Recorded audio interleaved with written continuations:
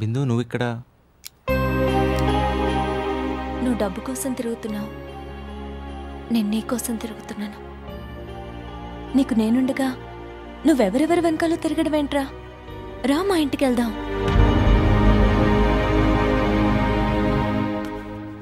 ఇదిగోనయ్యా, ఈ అమౌంట్ తీసుకెళ్ళి హ్యాపీగా మీ అన్నయ్యకి ఆపరేషన్ చేయించు. Thank you sir.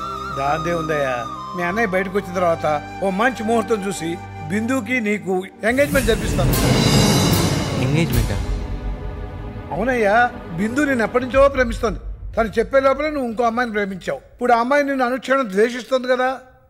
అవును, నేను చేసిన తప్పుకేగా ఆమె నన్ను ద్వేషిస్తుంది. అంటే ఇంకా అమ్మాయి నువ్వు ప్రేమిస్తున్నావా? ఉదయించిన సూర్యుడు అస్తమిస్తాడు, తిరిగి ఉదయిస్తాడు.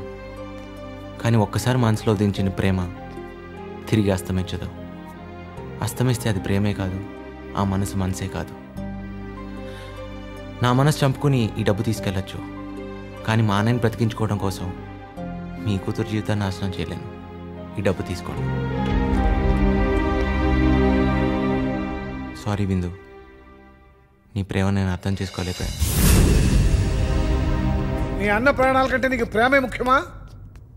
నేను బ్రతుకున్నంతకాలం మా అన్నయ్య బతుకుంటాడు. నమ్మకానికి నిజానికి చాలా తేడా ఉంటుందయ్యా. అలాగే వెళ్ళు. కళ్యాణ్, డాడీ ఇవ్వండి. వాడి మాటలు విన్నాక నువ్వేం చెప్పినా విన్నావు. क्या है भाई तुम्हारा गड़बड़? सर्टिफिकेట్లు పెట్టుకుని డబ్బులు ఇవ్వని చెప్పాం కదా, మళ్ళీ వచ్చేవేంటి?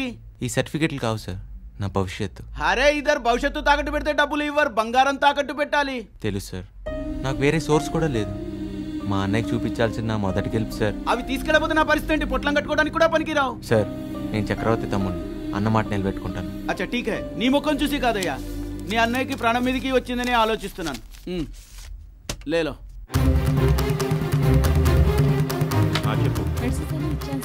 డాక్టర్, అమౌంట్ ఇదిగోండి. Okay, we will do it tomorrow. Thank you doctor. Hello, డబ్బు కౌంటర్లో కట్టండి.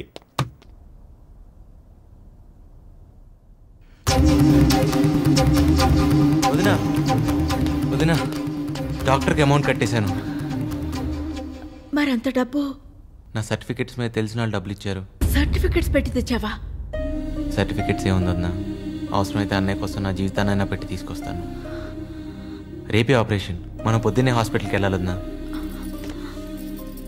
కళ్యాణ్, నువ్వు నాకిప్పుడు మరిదిలా కనపడటం లేదు, నా భర్త ప్రాణాలు కాపాడుతున్న దేవుళ్ళా కనపడు. వదినా, నన్నే దేవుడితో పోలిస్తే నిన్ను అన్నయ్యని నేను ఎవరితో పోల్చాలి?